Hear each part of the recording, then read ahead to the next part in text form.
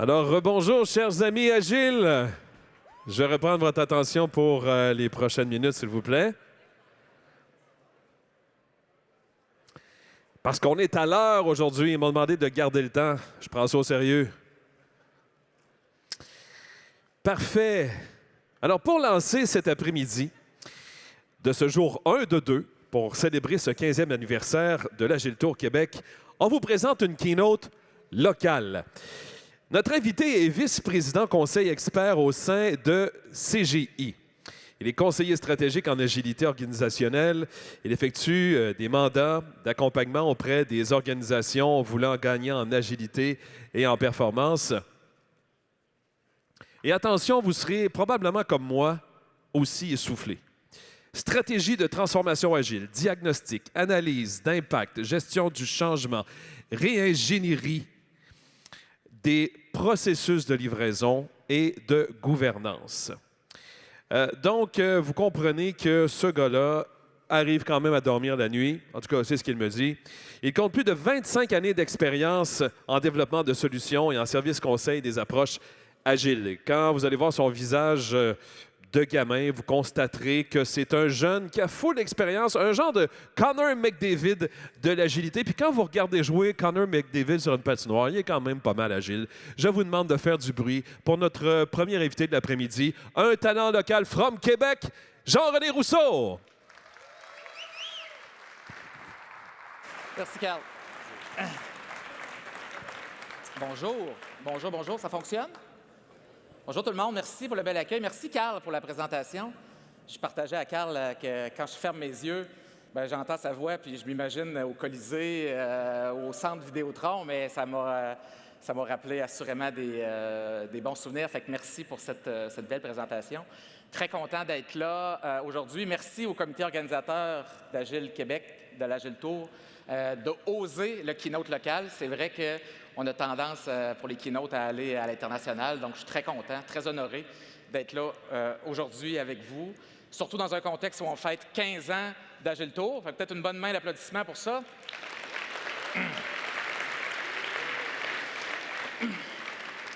Puis dites-moi donc rapidement à main levée, il y en a-tu que c'est leur premier Agile Tour à Québec? Hey, quand même, cool. 2 à 5 fois? 5 à 10? Oh, OK. Puis ceux que ça fait plus que 10 fois qu'ils viennent à l'Agile Tour Québec, j'aimerais voir vos mains comme il faut, s'il vous plaît. Ah, hein, un peu moins? Bien, bravo. J'aimerais ça qu'on les applaudisse aussi, ceux qui ont... Oui, alors c'est, et ça m'inclut moi-même, alors c'est nos vieux agilistes. Bravo de garder le phare depuis toutes ces années-là. Puis merci d'être encore là avec nous. On essaye ça? Ça marche. All right. Fait que oui, je suis un vieil agiliste. Ça fait... Est-ce qu'elle est à l'envers, la slide? C'est moi qui la vois à l'envers? Merci. J'étais comme inquiet. Fait que oui, ça fait 20 ans que je gravite dans le merveilleux monde de l'agilité, 20 ans à pratiquer l'agilité, 20 ans à essayer d'être le plus agile possible, 20 ans à enseigner, à convaincre, à expliquer, à réexpliquer, mais surtout 20 ans à apprendre. Vraiment 20 ans magnifiques. Puis tout ça a commencé pour moi en 2003, quand je me suis joint à une jeune firme de développement, Pixis, qui faisait du Scrum, qui faisait du Extreme Programming, puis je vous avoue, ça a été un véritable coup de foudre. Je pense que j'ai été séduit par, la dynamique de groupe. Il y a quelque chose qui me plaisait beaucoup dans cette volonté-là de vouloir être une bonne équipe. J'étais un joueur de hockey, il y a quelque chose qui venait me chercher là-dedans. J'ai été séduit par la véritable volonté de vouloir faire des solutions logicielles utiles pour nos clients. J'ai été séduit aussi par l'excellence technique qui venait avec ça. J'étais un jeune programmeur Java, donc c'était une dimension qui venait me chercher. En 2005, je suis devenu Scrum Master. J'ai accepté ce rôle-là, un rôle que j'ai adoré jouer, que j'ai eu la chance de jouer à d'autres occasions dans ma carrière. Mais ces 3 années-là, de 2005 à 2008, Scrum Master d'une fantastique équipe, dans un setup qu'on ne revoit pas si souvent, même après toutes ces années-là. On était colocalisés avec nos utilisateurs finaux. Notre PO, c'était le directeur du département. Là, il était juste au bout du corridor. On automatisait nos tests unitaires, bien sûr. On automatisait nos tests fonctionnels. On livrait souvent, on livrait vite, on livrait bien. Rien pour me faire désenchanter sur cette façon-là de travailler.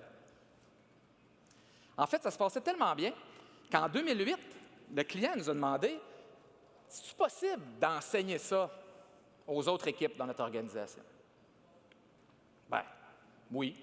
J'avais un peu de background en service conseil. Je me suis dit, ben, pourquoi pas?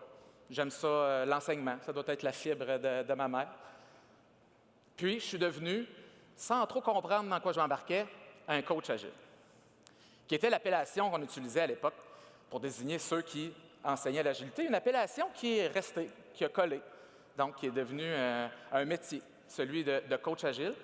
Une appellation qui, je vous avoue, avec laquelle j'ai toujours été une petite affaire inconfortable. Je me suis toujours décrit plus comme un conseiller agile, un expert en agilité, avec, oui, des outils de coaching dans mon sac à dos, mais avant tout, un conseiller. D'ailleurs, la réflexion autour du métier de coach agile, puis la posture à prendre, puis ce que ça implique, puis c'est quoi, bien, ça a été le sujet de la première fois que j'ai donné une conférence à l'Agile Tour Québec, en 2011. Une conférence qui s'appelait « Ça mange quoi en hiver, un coach agile? » où j'essayais de démystifier à l'époque c'est quoi ça, à quoi ça sert, comment l'utiliser, qu'est-ce qu'on peut s'attendre, y a-t-il des différents niveaux de coach agile? Puis peut-être par un petit coup du destin ou un clin d'œil du destin, bien, le livre qui m'avait inspiré pour cette conférence-là, c'était le livre « Coaching Agile Teams » de Lisa Atkins. Lisa qui sera keynote ici demain matin. Donc, je vous dirais que ça amplifie mon bonheur d'être ici avec vous, d'être sur le même line-up que Lisa, qui a eu une grande influence dans le début de ma carrière de coaching agile. Puis, au fil des mandats, on a continué d'apprendre. Puis, 2014, une année clé, une année charnière, c'est la création du Centre d'excellence agile à Facilité, maintenant CGI. Un centre d'excellence que j'ai eu le grand bonheur de l'idée de diriger pendant 7 années. Mais c'est aussi le début, pour moi, les gens avec qui je collaborais, d'un mandat de type plus transformationnel, d'un bon mandat d'envergure. On est plusieurs coachs, on est dans un organisme public qui a une volonté d'évoluer vers l'agilité. Puis là, le dossier est gros. On apprend à travailler plus ensemble, on apprend à structurer notre accompagnement. Dans le pic, on a comme 85 équipes agiles à accompagner. On commence à frapper des problèmes liés plus à l'agilité à l'échelle. On commence à travailler en plus en gestion de portefeuille, en accompagnement de gestionnaires. Fait que, bref, 2014, ce mandat-là est vraiment un pivot dans ma carrière. Puis, au fil des mandats de transformation, bien, en 2021, j'ai accepté une responsabilité canadienne à CGI. Donc, de chapeauter notre pratique d'agilité organisationnelle à CGI, ce qui me permet de voir maintenant d'autres contextes de transformation dans d'autres industries, mais surtout de réaliser à quel point l'appétit pour l'agilité organisationnelle continue de grandir. Et ça, peu importe on est où sur la planète, peu importe dans quelle industrie qu'on est.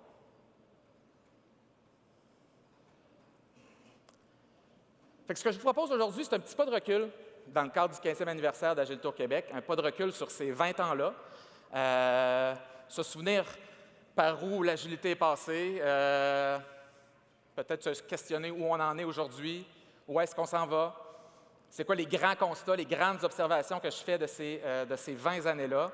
Peut-être que certains de ces constats-là vont vous parler, vont bien résonner pour vous. Peut-être qu'il y a d'autres qui vont vous brusquer un peu, mais en tout cas, j'espère que les prochaines quelques minutes qu'on va passer ensemble vont vous permettre de continuer de nourrir votre réflexion, puis vous inspirer pour la suite là, dans votre propre quête d'agilité. C'est bon? On part? Right. Je vous vois un peu.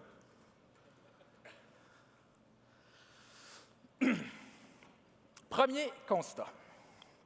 Ça se pourrait-tu, quand on se parle d'agilité, qu'on ne se comprenne pas toujours? C'était drôle. C'est intéressant ce matin, en fait, de voir Alistair revenir sur le cœur de l'agilité. Mais j'ai l'impression que ma définition de l'agile, c'est peut-être pas ta définition de l'agile, c'est peut-être pas ta définition de l'agile, puis qu'au final, on ne se comprenne pas tout le temps complètement. Par analogie, là, c'est comme si je me présente dans une crèmerie, puis là, j'ai envie d'un bon cornet de crème glacée. Mais moi, dans ma tête, un cornet de crème glacée, c'est clair, c'est à la vanille. Puis là, la gentille dame au comptoir me sert un cornet au chocolat. Un peu décevant, n'est-ce pas? En plus, il y a quelqu'un dans le fil en arrière qui dit « C'est out le chocolat, là, ça devrait être à la fraise. » Bien, je trouve qu'il se passe ça dans l'agilité depuis peut-être une dizaine d'années. L'agilité a pris beaucoup d'ampleur, a changé de forme, différentes saveurs se sont ajoutées. Je vous l'ai dit, quand j'ai commencé en 2003, c'était assez clair c'était quoi de l'agile. C'était du Scrum, c'était du développement logiciel avec du Extreme Programming. C'était pas mal ça. Aujourd'hui, bien, agilité à l'échelle, agilité organisationnelle, DevOps, mode produit, Scrum, Kanban, Safe, DAD, Less. Puis là, je n'ai pas parlé encore de savoir-être agile, où vous pouvez prendre n'importe quelle belle qualité humaine et la mettre dans le grand sac du savoir-être agile. L'impact de tout ça, c'est qu'il y a des alignements entre les attentes de l'un, les envies de l'autre, puis au final, si on ne se comprend pas tout à fait, bien, on ne pousse pas dans la même direction. Puis si on ne pousse pas dans la même direction, bien, peut-être que les bénéfices ne seront pas au rendez-vous. Fait que j'ai pris l'habitude de toujours qualifier de quelle agilité on parle. Soit en début de mandat, même des fois dans des conversations de couloir, je veux toujours essayer de m'assurer qu'on parle de la même agile quand j'ai une conversation avec quelqu'un ou surtout quand je débute un mandat. Puis pour ça, bien, j'utilise un petit modèle à 4 saveurs. On pourrait en avoir un peu plus, mais je pense que vous allez vous retrouver dans ce modèle-là. L'agilité de base, la crème glacée à la vanille, l'agilité d'équipe, où là, l'objectif, le bénéfice recherché par ça, c'est de dire « Hey, j'aimerais ça améliorer le sort de cette équipe-là. » Il me semble que cette équipe-là pourrait mieux s'organiser, on pourrait améliorer sa dynamique de groupe, pourrait livrer des meilleures solutions, pourrait offrir des meilleurs services. Puis, il y a le projet agile. Crème glacée marbrée, qui implique bien sûr les équipes, mais dans un setup projet. Puis ça, moi, ça a été mon pain, mon beurre, pendant un gros 10 ans. De 2008 à 2018, je faisais du projet agile. On a appris comment démarrer des projets agiles, on a appris comment collaborer avec des contributeurs qui sont peut-être moins agiles en périphérie des projets agiles, on a appris à mesurer des projets agiles, on a appris à estimer des projets agiles.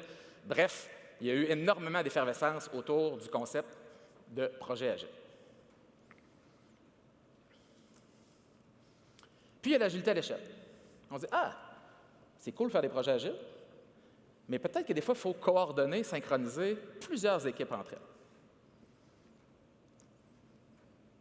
Fait qu'on s'est mis à scaler l'agilité, à faire du Scrum de Scrum, à avoir des PO de PO. Puis, on s'est dit hey, « il faudrait couvrir plus large, donc vraiment l'ensemble d'équipes, mieux connecter la stratégie et l'exécution. » On s'est mis à faire de l'agilité dans la couche portefeuille aussi, ce qui nous donne l'agilité à l'échelle qu'on pourrait considérer comme étant un cornet 3 boules. Vous me suivez là, dans l'analogie de la crème glacée, c'est bon? Puis il y a l'agilité organisationnelle, un Dairy Queen. Donc, c'est la totale où ce qu'on cherche à accomplir, le bénéfice recherché, c'est de créer une capacité organisationnelle à répondre rapidement aux changements. Fait que oui, on organise nos équipes en mode agile, on a probablement de l'agilité à l'échelle là-dedans, mais on a surtout enraciné dans l'organisation, dans sa culture d'entreprise, dans ses réflexes de gestion, ce qu'on peut appeler l'état d'esprit agile. Donc là, vous vous demandez peut-être, vous êtes où là-dedans? Quelle sorte d'agilité se passe dans votre organisation présentement?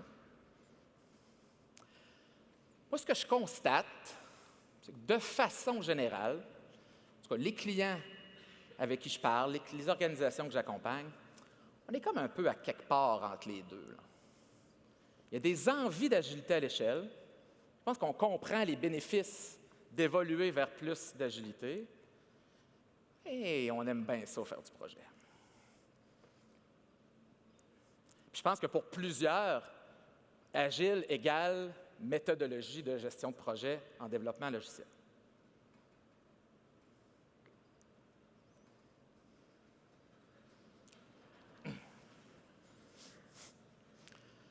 Ce qui m'amène à mon constat 2. Je pense que faire des projets agiles, c'est plus suffisant. On l'a dit, là, le bénéfice recherché quand on fait un projet agile, c'est d'aller maximiser la valeur de cet investissement-là. On se dit, hey, je pense que mon projet va faire face à de la complexité. Si on le fait en agile, on a peut-être une chance de s'en sortir. Une des choses que j'adore faire dans mon métier, c'est d'échanger sur l'agilité avec des équipes de direction. Avec des gestionnaires, parler de leur contexte, parler de leur compréhension de l'agilité, parler de leurs défis, de leurs problèmes. Donc, un atelier que j'aime animer, qu'on appelle un workshop d'alignement, où on essaie justement de s'entendre sur les sortes d'agilité, puis laquelle pourrait vous être utile par rapport aux problèmes que vous cherchez à résoudre. Puis je commence toujours ces ateliers-là, je commence par me présenter. Bonjour, je m'appelle Jean-René. Deuxième slide, je leur pose la question, mais pourquoi on est là aujourd'hui? Pourquoi on se parle d'agilité aujourd'hui? C'est quoi le problème que vous cherchez à résoudre? Ils me répondent pas mal toujours la même affaire. Nous voulons maximiser la valeur d'affaires. Cool.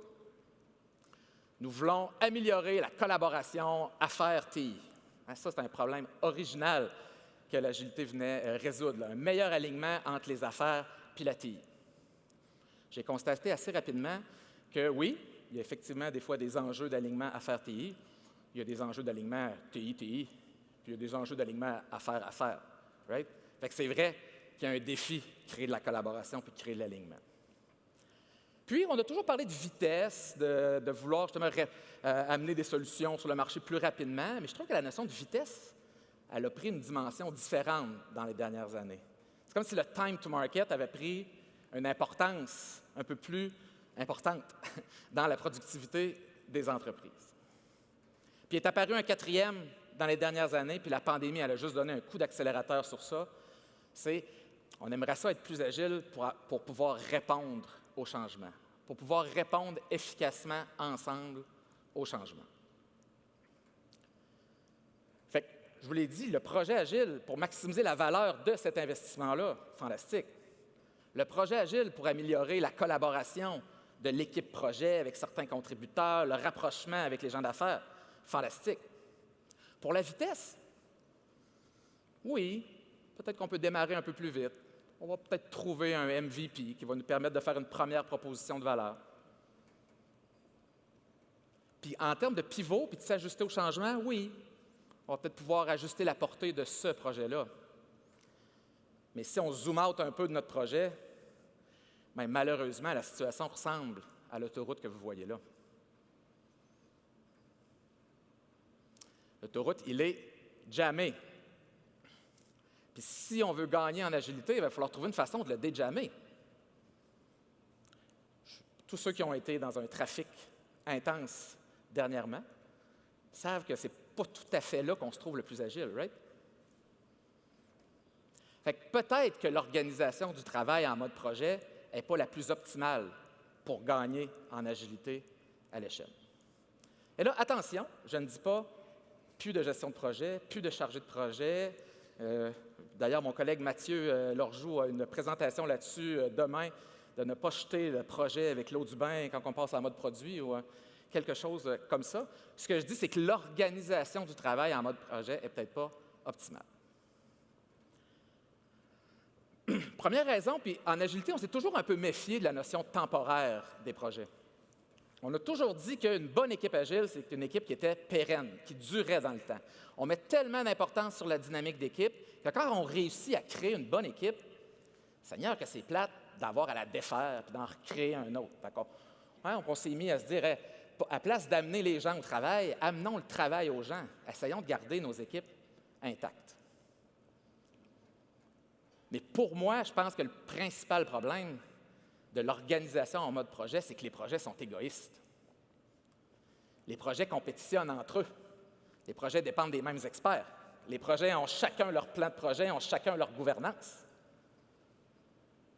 Puis bizarrement, plus un chargé de projet est bon, plus lui, son autobus à lui, va arriver au bon port.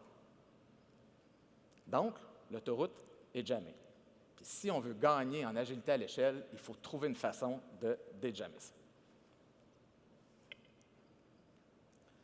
Fait qu'il faut changer de paradigme. Il faut regarder le problème sur un angle différent. 2016, mes collègues se mettent à jaser de Kanban autour de moi. On appelait ça Scrumban au début, en fait. Puis le Kanban, c'est comme bien installé, surtout au début dans les équipes service.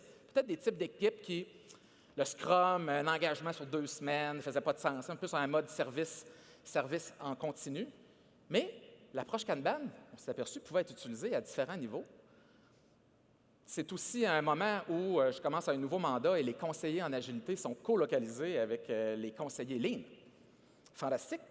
J'en apprends beaucoup à parler avec eux. On échange sur nos pratiques, sur nos façons de faire. Puis on s'aperçoit que, bien, mon Dieu, il y a une complémentarité, il y a quelque chose de commun, qu'ensemble, peut-être qu'on est capable de générer de la performance différemment.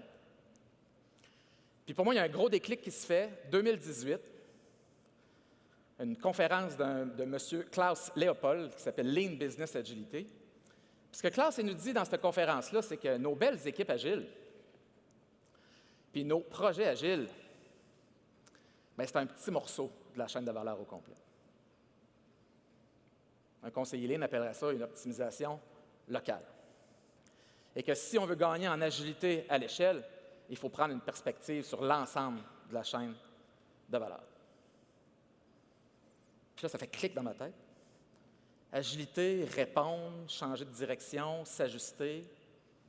Lean, vitesse, flow, éliminer les gaspillages. Les deux ont en tête la valeur. Je fais comme, je pense qu'agile plus Lean, on a quelque chose d'intéressant. Peut-être que la promesse de répondre rapidement au changement passe par la combinaison des deux.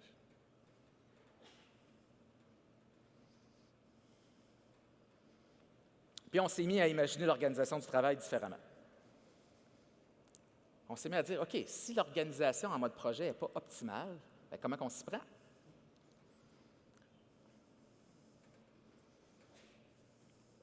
On a commencé à parler de l'approche produit, virage en mode produit, de plus en plus. Le livre de Mick Kirsten sur ce sujet-là, Project to Product, a été, je pense, aussi un élément assez intéressant dans la communauté agile. Où on se dit, hey, on devrait organiser nos équipes en ligne de produits. Puis si une équipe est autonome, elle a toutes les compétences pour livrer son produit, sa famille de produits, bien super. On a une belle petite ligne de produits légère, simple, fluide.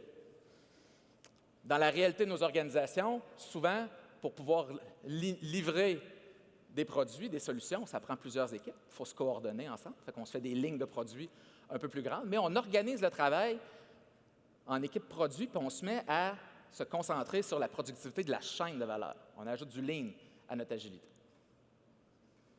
On instaure une cadence commune. Si on dit qu'un des défis, c'est que chaque projet a son plan de projet et dépend des mêmes experts, bien OK, on va essayer de mettre une cadence commune à tout ce beau monde-là. Mieux gérer les dépendances, mieux gérer les capacités, mieux gérer les priorités.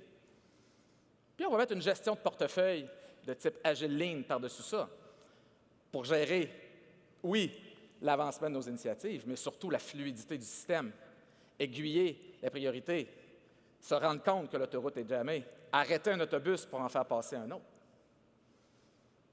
Puis on s'est mis à mettre en place des systèmes complets d'agilité.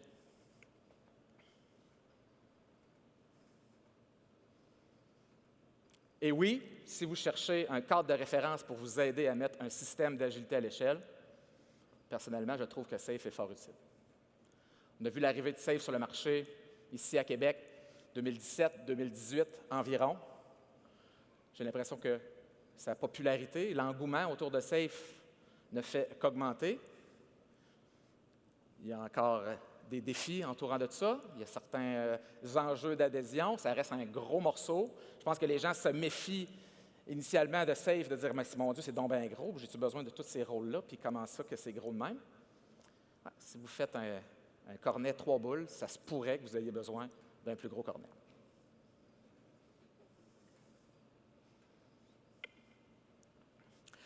Fait qu'on disait que on a appris au fil des années peut-être commencer à repenser notre modèle d'organisation du travail de projet dans un mode d'organisation plus produit.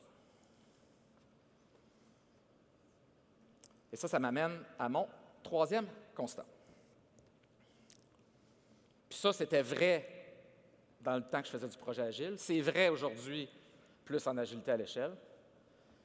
Mais si on met en place une organisation du travail agile et qu'on n'ajuste pas le modèle de gouvernance,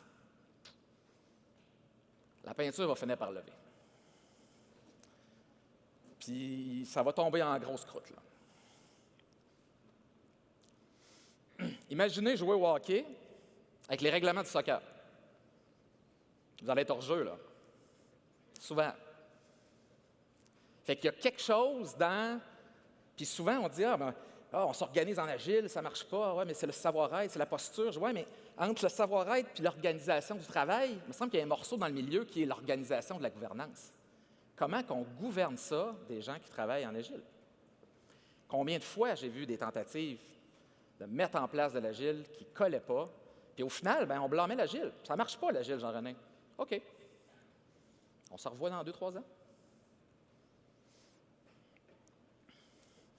J'étais avec Mathieu Boisvert dans le salon des conférenciers tantôt, puis il me disait qu'il avait utilisé la slide du triangle renversé. J'ai fait une petite recherche sur mon laptop pour essayer de voir à peu près combien de fois j'ai utilisé la slide du triangle renversé au fil des années. On pourrait la qualifier de slide historique dans l'agilité. On a toujours voulu essayer d'expliquer que ce qu'on met en place, c'est une gouvernance qui est adaptative et non prédictive. Puis là, on a essayé plein de mécanismes et de façons pour expliquer ça. Puis peut-être que le triangle renversé, c'est quelque chose qui est resté. Je ne sais pas si vous aviez déjà vu la slide du triangle renversé. Peut-être ceux que c'est leur première fois à l'Agile Tour, moins, mais moi, j'ai des versions et des versions de cette slide-là. Je l'ai expliqué des dizaines et des dizaines et des dizaines de fois. Dans une gouvernance prédictive, on cherche à planifier ce qu'on va faire avec le plus de détails possible parce qu'on veut avoir un plan qui est une promesse. Dans une gouvernance plus adaptative, parce qu'on se dit que quand on fait face à de la complexité, c'est difficile de prévoir longtemps, on dit, je vais essayer d'anticiper juste assez, je vais avoir un bon alignement sur nos objectifs, mais je vais établir une enveloppe d'investissement, puis je vais essayer de maximiser la valeur de l'enveloppe de l'investissement, puis je vais me donner des options pour pivoter, puis m'ajuster, m'adapter en cours de route. Triangle renversé. Puis la question que je vais me poser dans un modèle adaptatif, c'est, on est-tu encore aligné? Ça fait-tu encore du sens? Nos hypothèses se sont-tu matérialisées? Faut-tu changer de cap? Faut-tu changer de direction? Faut-tu même arrêter complètement ce qu'on fait pour faire d'autres choses? Mais on va se questionner sur ce qu'on a appris, puis on va essayer de corriger le tir. Dans une approche plus prédictive, on va surveiller les écarts par rapport au plan initial, le baseline. Puis quand on est en écart avec le baseline, on va trouver des solutions pour rentrer dans le baseline. Puis ça génère ce que j'aime appeler la tyrannie du baseline. Je trouve pas que ça fait un peu Game of Thrones, ça? La tyrannie du baseline dans le triangle de fer. Je suis sûr qu'on a tous joué dans ce film-là, right? Finit pas toujours bien. Ça commence mal, en fait, dès le début du film. Parce que si, dans une gouvernance prédictive, ma croyance, il faut que le plan soit bon, ça me rend hyper anxieux à faire un bon plan. Puis pour faire un bon plan, il va falloir que j'y pense fort, fort, fort, fort, fort. Puis là, je vais me rajouter de la contingence. Puis ça ne donne pas tant que ça envie d'avancer dans du plus risqué, dans de l'innovation. Toutes vos organisations sont en transformation numérique, j'en suis sûr. Si on veut aller en transformation numérique, il faudra être capable de prendre des risques. Il faudra être capable d'avancer quand c'est un peu incertain. Right? Puis oui, si je gouverne exclusivement avec de l'écart au plan, puis que je m'aperçois que je dévie du plan, on va peser sur l'accélérateur. Dans une autoroute jamais.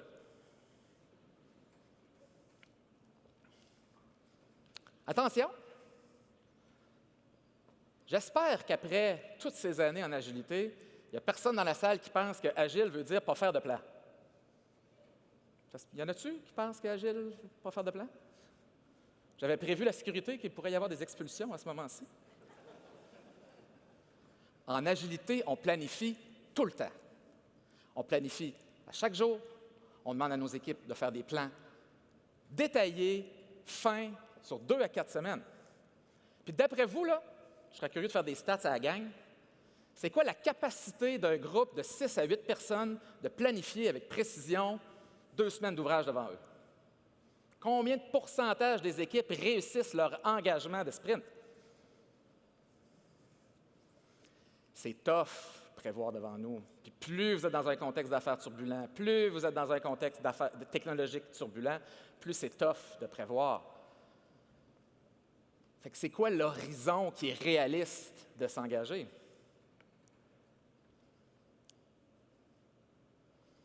Peut-être que le triangle inversé peut nous aider. En agilité à l'échelle, on essaye de créer cette cadence commune-là au-dessus des sprints des équipes pour essayer de se faire un plan de match collectif qui fait sens. 8 à 12 semaines.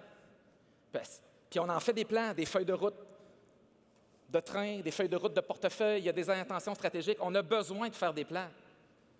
Puis oui, le plan d'en haut va cascader vers les plans d'en bas.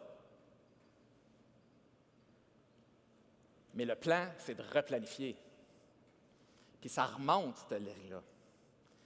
Fait que si, à une journée donnée, il y a quelque chose qui ne se passe pas comme prévu, ça impacte-tu mon plan de sprint? Puis là, si dans le sprint, on ne livre pas ce qu'on avait prévu, ça vient-tu impliquer le plan de l'intervalle de planification jusqu'en haut? Le plan, c'est de replanifier.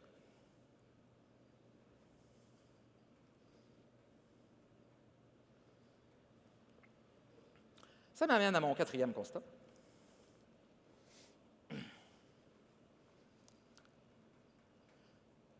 Si vous voulez changer des comportements, vous devez changer ce que vous mesurez.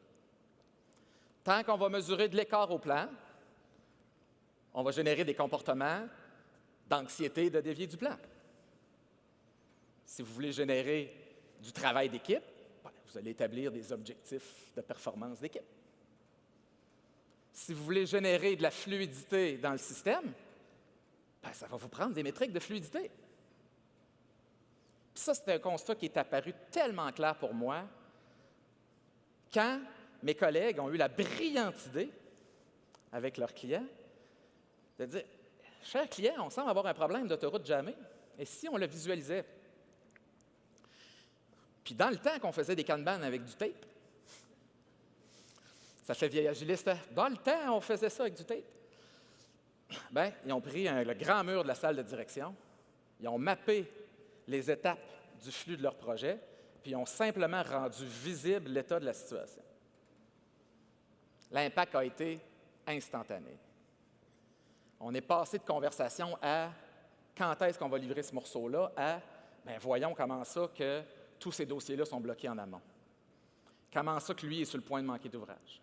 Puis ça a changé les conversations de gouvernance, puis ça a changé les comportements. Je vous dirais que c'est la façon la plus facile de faire un pas vers la gestion de portefeuille Agile Lean. C'est simplement de visualiser l'état de la situation. Et je serais bien surpris que vos autoroutes ne soient pas jamais.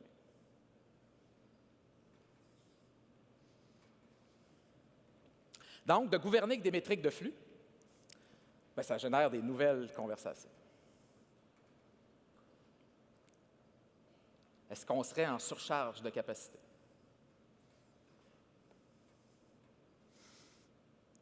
Est-ce que notre débit de production de valeur est stable? Métrique controversée que celle de la vélocité. Avec un mindset plus prédictif, c'est vrai que ça peut être dangereux. On peut imposer des vélocités, on peut comparer des vélocités entre les équipes. Mais fondamentalement, la vélocité devrait être un indicateur pour nous dire que notre système a de la misère, qu'il y a peut-être besoin d'un petit coup de ratchet ici et là. Ça reste utile de savoir c'est quoi le débit de production de notre système pour pouvoir le réparer au besoin. Excusez, j'essaie de la lire à l'envers. Hein. Est-ce que le temps de mise en marché ralentit? Si le temps de mise en marché est un indicateur de productivité super importante pour une organisation parce qu'elle voit la compétition à gauche, à droite passer, il va falloir le mesurer. On va le mesurer. Est-ce que notre flux de travail est efficient? Est-ce qu'il y a du gaspillage, des bloquants? Et là, les conseillers Lean sont vos amis. Ils ont un fantastique coffre à outils pour aider à trouver du gaspillage sur des chaînes de valeur. Fait que vous voyez le point que si on se met à gouverner avec des métriques différentes, on va avoir des conversations différentes et on va générer des comportements différents.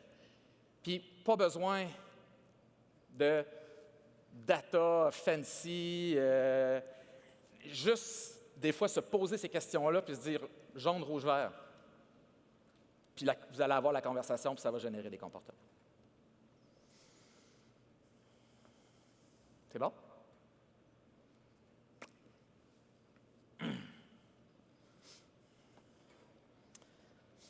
À quel point c'est tough transformer une organisation vers l'agile? Hein? Ça va faire 10 ans, là? Fatigué. Pas facile, pas facile. On fait souvent poser la question, Jean-René, ça prend combien de temps à faire une transformation agile? Ah. Je vais répondre ma réponse préférée du coach agile. Ça dépend. Ça dépend de crème glacée, quelle crème glacée on veut. Ça dépend combien de personnes on veut qui mangent de la crème glacée. Ça dépend si l'organisation est intolérante au lactose. Ça pourrait avoir un certain impact. Mais plus on vise l'agilité organisationnelle, plus on va impacter des gens, plus on va impacter des gens qui, hors TI, n'ont pas 20 ans de réflexion en agilité, des gens qui commencent à se questionner par rapport à ce paradigme-là, par rapport à cet état d'esprit-là. Plus on va vers l'agilité organisationnelle, plus l'impact est grand, plus la capacité de gérer le changement organisationnel va être clé. Et ça m'amène à mon 5e constat. On ne peut pas faire bouillir l'océan. Bon, photo devant une montagne, bouillir l'océan, la crème glacée, reste avec moi là. On va quelque part, C'est tough faire du changement organisationnel. C'est vraiment difficile. C'est vraiment complexe. C'est un chemin sinueux. Il n'y a pas de route directe pour se rendre à plus d'agilité organisationnelle. D'ailleurs, vous voyez, moi, oui, c'est transformationnel ce qu'on fait, dépendamment de la volonté d'une organisation. Mais c'est surtout une évolution vers. Dieu que ce n'est pas une switch on-off. Il n'y a comme pas de fin. On évolue vers l'agilité organisationnelle. Puis si c'est un chemin sinueux, puis c'est un chemin complexe, bien, connaissez-vous des outils, des pratiques, un état d'esprit qui peut nous aider à faire face à la complexité? Moi, je ne connais pas de meilleur moyen d'évoluer vers l'agile que de le faire agilement. Fait que je travaille toujours avec un cadre de travail, un cadre de gestion de changement qui ressemble à ça. Bien sûr, il faut clarifier pourquoi. Pourquoi on fait ça? C'est quoi le problème qu'on cherche à régler? Très tôt dans ma carrière, on était quelques coachs agiles qui commençaient à faire du coaching agile. Puis on s'est bien aperçu qu'on se faisait revirer de bord un peu. Certains un peu plus secs que d'autres. Fait que le patron à l'époque a eu la brillante idée de nous enfermer dans une salle pendant 3 jours pour qu'on apprenne c'est quoi de la gestion du changement. Un super game changer, entre autres sur le pourquoi.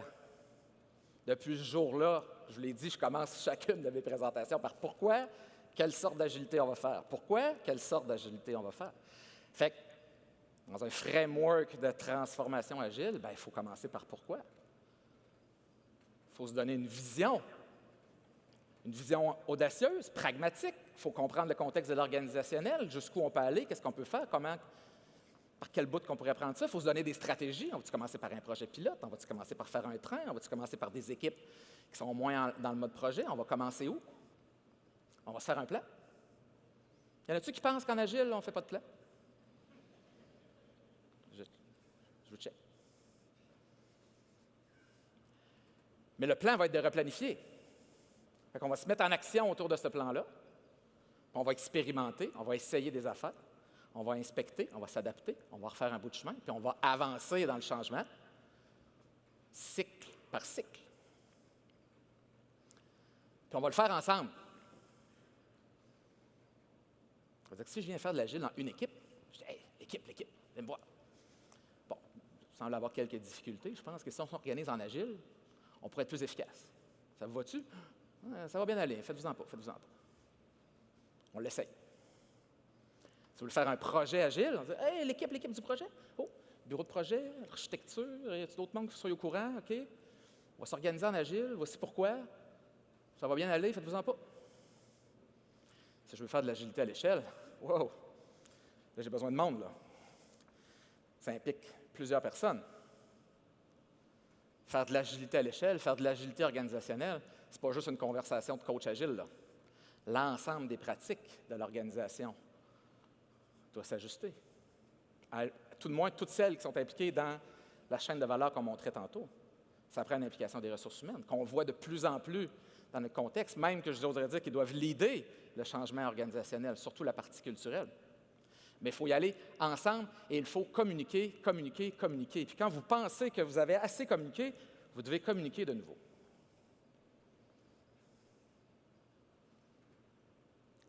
Puis vous devez pérenniser des affaires. Vous devez essayer d'ancrer ce changement-là par de l'ajustement de processus, peut-être par institutionnaliser certains rôles, documenter des façons de faire, peut-être faire quelques récits, peut-être. Qui sait? Et tout ça m'amène à je suis rendu à 6e constat. Oui, il faut ancrer le changement, il faut pérenniser les choses, puis je le comprends.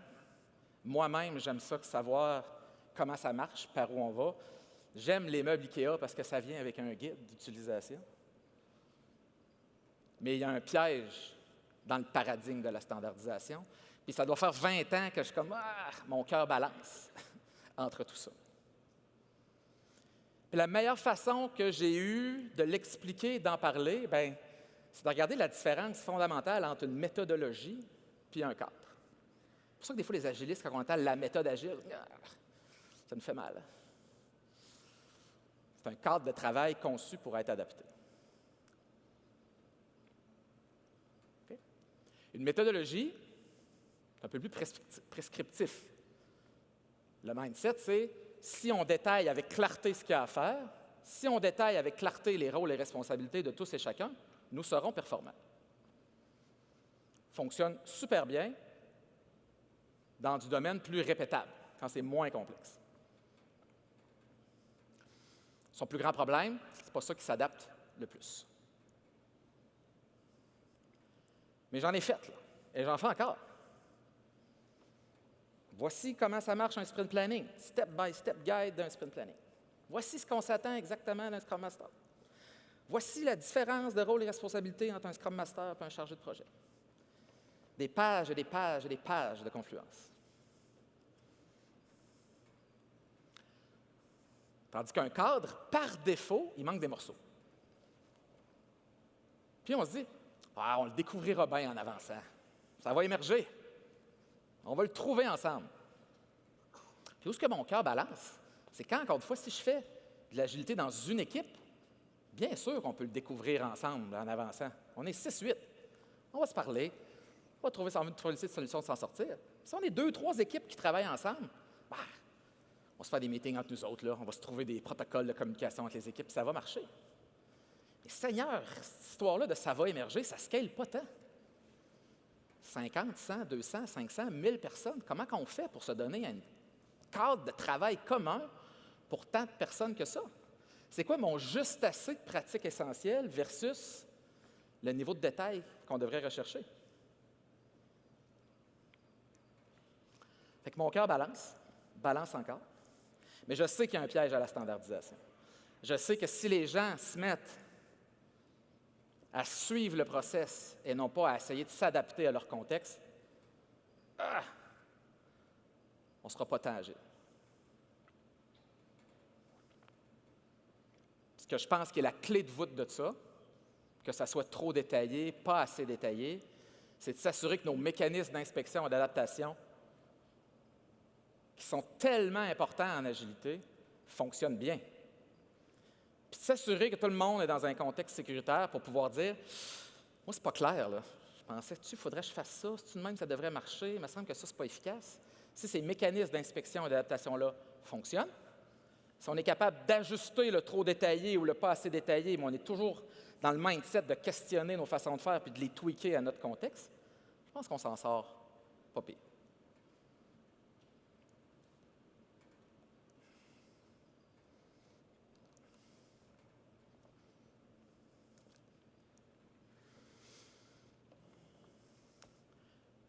je reviens un peu sur les rôles et responsabilités, c'est probablement l'enjeu qu'on me soulève le plus dans les dernières années. J'ai l'impression que tout le monde trouve que son rôle et ses responsabilités ne sont pas clairs. À Jean-René, il va falloir vraiment clarifier nos rôles et nos responsabilités. OK, on peut essayer ça. On peut écrire des récits, on peut écrire des pages, on peut animer des ateliers. Mais je m'aperçois bien que pour certains, ça ne sera jamais assez clair. Puis qu'au final, puis ça sera mon 7e constat,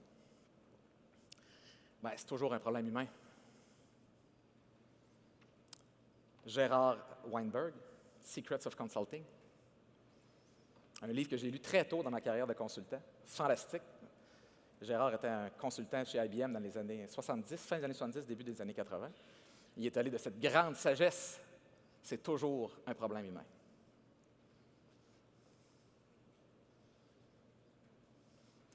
Fait que bien sûr que l'état d'esprit agile est clé. Bien sûr. On a toujours dit faire de l'agile, c'est une chose, être agile, c'est une autre chose. Mais être agile dans un système qui ne fonctionne pas, avec un modèle de gouvernance pas adapté, c'est pas facile non plus. Je pense que c'est un « et ». Je pense que ça prend les deux. Puis quand vient le temps de parler de c'est quoi ça, l'état d'esprit agile, je vous le disais d'entrée de jeu, des fois, Colin, j'ai peur que ça soit devenu un mot fourre-tout, là, qui veut dire un peu tout et puis un peu rien. Comment on est capable de capturer l'essence de ce que c'est l'agile? Puis moi puis Alistair, on ne s'est pas appelé avant son keynote de ce matin et le mien. Mais quand on retourne au manifeste agile, on retrouve quand même les clés de ce qui pourrait être l'essence de l'esprit d'agilité. Le premier ingrédient pour moi était la collaboration. Je vous l'ai dit, le coup de foudre que j'ai eu par rapport à l'agilité au début de ma carrière, c'est cette dynamique d'équipe-là. Cette capacité qu'on a à se parler ensemble, puis à trouver des solutions ensemble, puis à devenir un.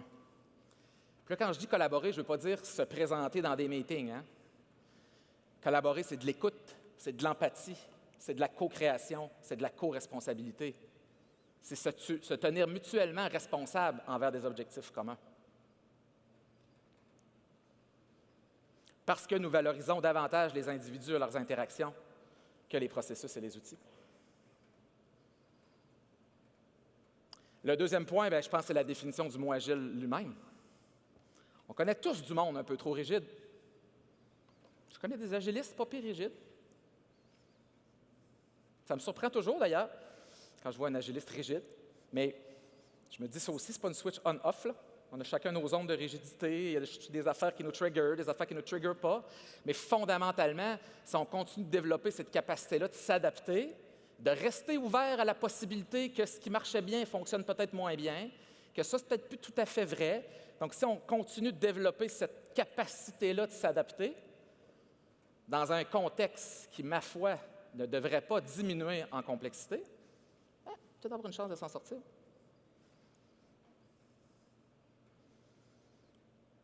Puis l'état d'esprit agile, pour moi, c'est le profonde envie de l'essayer. De l'élever un petit peu notre tolérance au risque, puis se dire « Ah, on va l'essayer. » Puis, ce qui peut arriver, on arrêtera, on changera d'idée. On aura appris quelque chose. Expérimenter, apprendre, inspecte et adapte.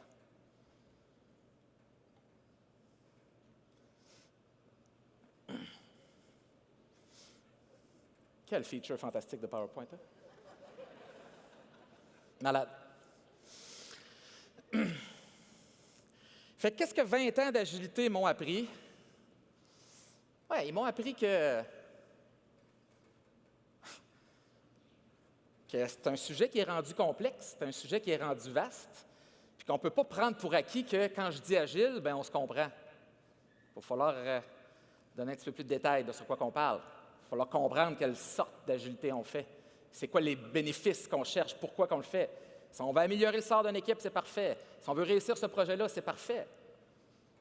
Si on veut augmenter au global la fluidité, l'agilité d'un système multi-équipe, parfait. Si on veut devenir une entreprise agile, fantastique.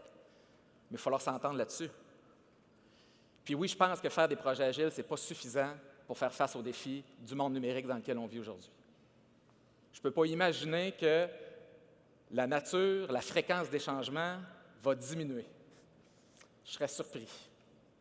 Puis pas parce que je suis un grand conseiller. Ça me semble assez évident. Puis si on met des mécaniques d'organisation du travail agile, mais qu'on n'ajuste pas notre gouvernance, si on ne se met pas à intégrer c'est quoi de la gouvernance adaptative, Caroline, j'ai l'impression qu'on n'y arrivera pas complètement. Puis pour ça, on va se donner des nouveaux indicateurs de performance. Si on continue de mesurer du baseline, c'est pas ça qu'on va y arriver. Puis on va évoluer vers ça. On va évoluer vers ça ensemble, pas à pas, en continuant d'apprendre. On va documenter des trucs. On va se dire, ça, si on a trouvé la recette pour ça, on va trouver la recette pour ça, mais on va toujours garder à l'esprit que ce qui a marché hier, peut-être que ça ne marchera pas demain. On va éviter de tomber dans le piège de la standardisation. Puis individuellement, on va continuer de développer notre propre état d'esprit agile. On va rester flexible, ouvert au changement, collaboratif. On est dans un modèle d'apprentissage, de fail fast. Puis, peut-être qu'on va s'en sortir.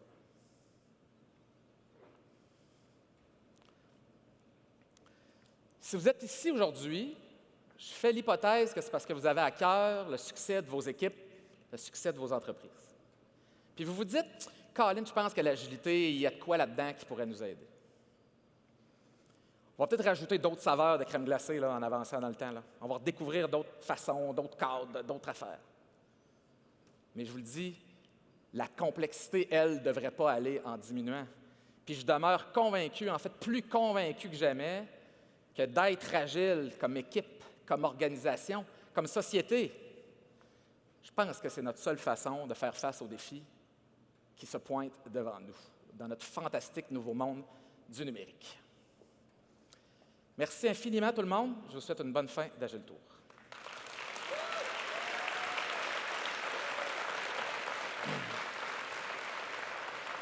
Question?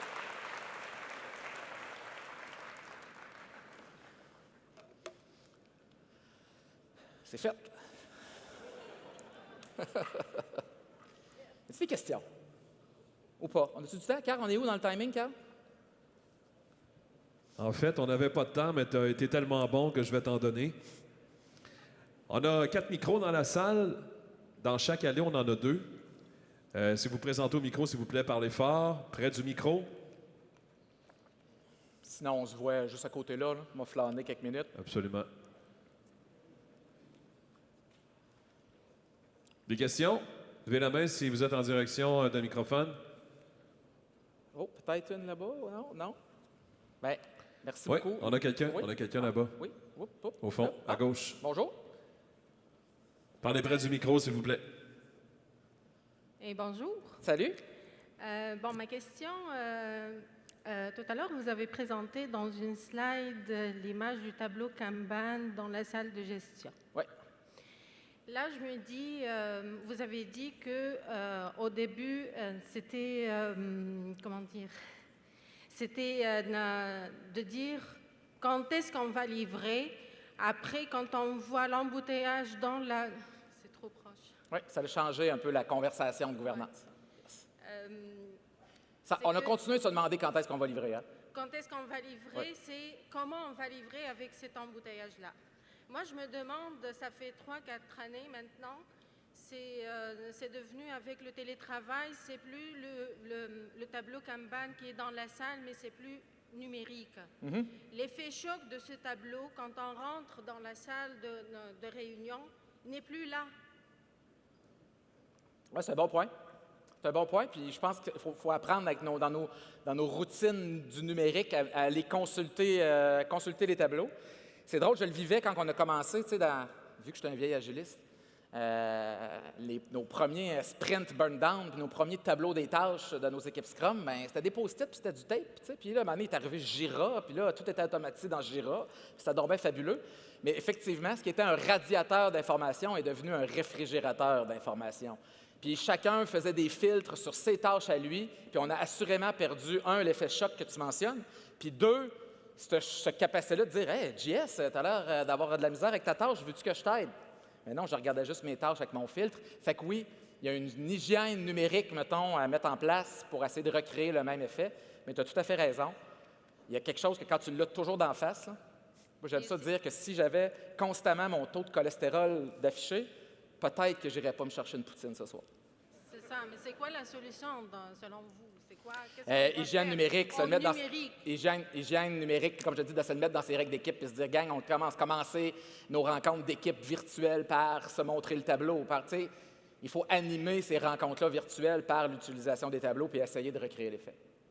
OK. Peut-être que ça Merci. bonifie le rôle. Peut-être qu'en tant que Scrum Master ou en tant qu'RTE, où on pouvait justement un peu espérer que la conversation pop devant le tableau. J'adorais ça, moi, comme Scrum Master, quand j'étais assis et que je voyais que l'équipe avait une conversation devant le tableau sans que je m'en mêle. Je trouvais ça fantastique. Bien, il faut peut-être plus provoquer ça. Il faut peut-être, tu sais, gang, moi, je vois des affaires, voyez-vous quelque chose? Ça répond-tu un peu? Mais tu as bien raison, c'est pas... On a perdu quelque pas chose. évident. On a gagné, par exemple, pour tous ceux qui ont monté des salles de PI Planning en tape. J'ai vu Éric tantôt, on a gagné, là. C'est un peu plus le fun dans le mural, là. Les post-it collent mieux dans le mural. Merci. Salut! Bonjour.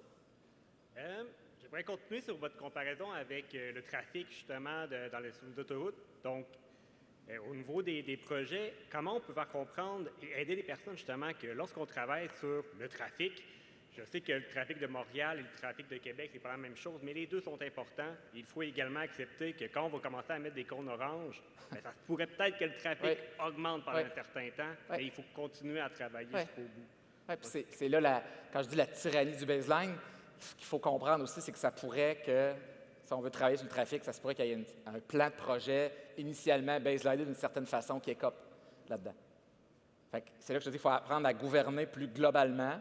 Souvent, c'est des responsabilités de niveau portefeuille, d'apprendre là aussi à être des équipes. J'aime bien, j'en ai pas parlé, j'aime bien travailler avec le concept d'équipe de gouvernance, autant qu'on travaille avec des équipes de livraison agile. Mais il faut apprendre à gouverner ensemble, à faire des choix déchirants, comme mettre un cône, arrêter lui.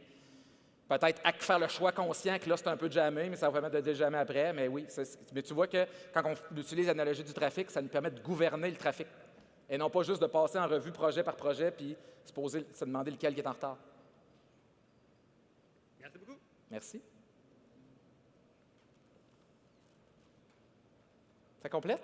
Merci beaucoup, tout le monde. Et Jean-René Rousseau, encore une fois, s'il vous plaît.